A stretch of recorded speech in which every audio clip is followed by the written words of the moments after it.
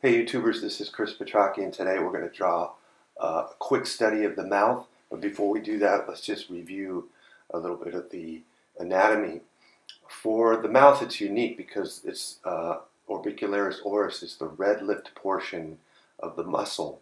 And you can see that there are several muscles like levator, labii superioris, zygomatic minor, zygomatic major, risorius, and the depressor anguli or triangularis. They're all connected to the ends of the terminus of the lips, and it's quite unique.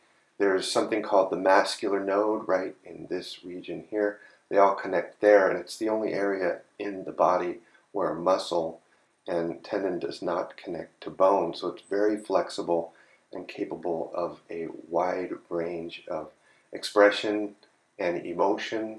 This is the orbicularis oris. So when you're trying to make your faces and characters and portraits have emotion, you need the mouth. The emotions will be translated best by the mouth and the eyebrows. All right, so enough of the anatomy lesson. Let's get started. Okay, I'm going to set this up real simple here with a circle and two crosshairs. Above the horizontal line will be the upper lip, and below will be the lower lip. And I'm just going to do a front-facing lip or mouth anyway. And the circle represents the two-cylinder or the barrel of the mouth, and I'm going to construct everything and relate everything to that. I'm going to put the nose, which interrupts the two-cylinder or the rhythm of the mouth, and that helps connect everything and make it look kind of valid and normal, as opposed to having things floating in space, which often looks awkward. So on the top lip, I'm putting a Cupid's bow, basically that V shape that looks like some kind of shield is the tubercle. And if you put the tubercle on any parallel lines for your upper lip, it'll make it look like a mouth, like nothing else will. So it's really effective. Put the tubercle on the left and right. At the terminus of the lips is the mascular nodes there, and then I just put the filtrament connecting the mouth to the septum of the nose, and then a reverse W for the rhythm of the chin there. That's that other circle intruding on the rhythm of the mouth. And the lips have 5 separate areas. The top lip has 3 areas, the tubercle, and 2 areas to the left and right, and the lower lip has 2 rounded areas for the fullness of the lower lip. Okay, let's do 3/4. So now I'm doing the same setup, only I'm drawing that bowed line vertically. It's going over the surface of the two-cylinder as it bulges out from the face of the front plane of the mouth. And I've got 2 lips basically the same size, upper and lower. You can see the rhythm of the chin intruding there on the rhythm of the mouth. And again, putting the nose and the chin helps the mouth relate to everything and makes it look normal. So let's continue on. We'll do about 7 or 8 positions here. So this one is big upper lip, small lower lip. So these are good for character designs, caricatures, this kind of stuff. When I draw that first bowed line vertically, I just take the lip at an angle back to the center line, which is the front plane of the face. So right here, I'll kind of put those 2 angled lines on the upper and lower lip, and I'm just drawing them back to the center line, and that gives me the slope of both the upper and lower lip.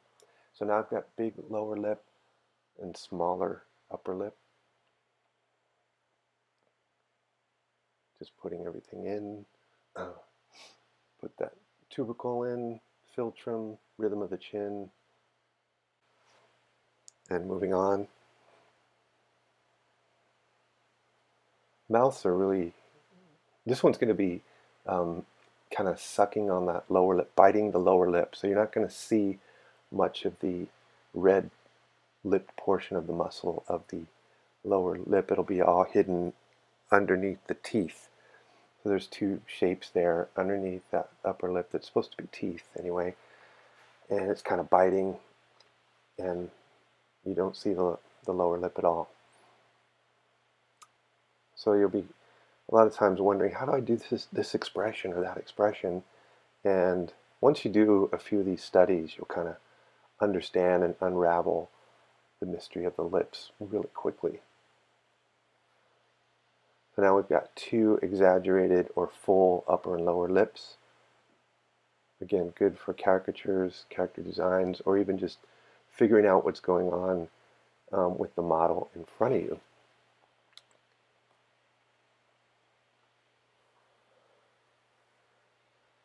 I think drawing that first bowed vertical line, that's always a little tricky for me, figuring out what's going on. Now this mouth is kind of like for little kids, little babies, or cute little girls. It's like a trapezoid shape at first. And then that lower lip fits snugly right inside the upper lip almost. It's really cool. You can have bigger or smaller chins. There's a lot of variety, again, in the nose, mouth, chin constellation. And we're just going to draw the nose in here and find the rhythm of the nose on either side, connecting the septum of the nose with the philtrum of the nose. And now we're going to do just a frown, so you won't see the upper lip. It's all lower lip, like just a big frown. The muscles are pulling down. The depressor anguli muscle is pulling down towards the chin.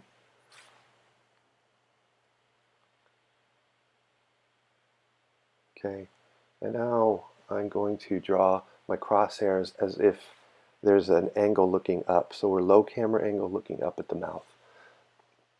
So we're going to see more of the upper lip, less of the lower lip. And we'll see that lower lip intrude on the upper lip, overlapping that lip, and that'll help sell the illusion. And you're going to see on the nose more of the lower underplane of the nose, much more than your typical straight-on view. And the chin is going to overlap that space between the lower lip and the top of the chin. That really helps too. You can study that on Michelangelo's David. If you're looking up at that sculpture, looking up at the face, you can see how the chin overlaps itself, kind of. And then the next mouth we're going to do is looking down from a high camera angle. So let's draw our crosshairs accordingly. There we go. They're wrapping around the ball. And you're going to see much more of the lower lip in this angle and less of the upper lip. So I'm trying to keep that upper lip pretty thin and that lower lip full. And you won't see much of the Cupid's bow, that peak right in the middle of the upper lip. You won't see it'll really kind of flatten out just to a curve in this position. And you'll see that the chin gets closer to that lower lip as the foreshortening occurs. And you may even see the nose overlapping the lip depending on the severity of the camera angle. You'll see less of the lower plane of the nose as well, and more of the top plane of the front part of the nose. It's pretty easy if you kind of lay it out with the two-cylinder in mind and those crosshairs, and then it becomes second nature. So that's about it for this tutorial. I hope you like and subscribe, and we'll be doing the mouth part 2 with pastel on toned paper, doing it in Photoshop. And I hope you enjoyed, and this really helped. We'll see you in the next video. Bye-bye.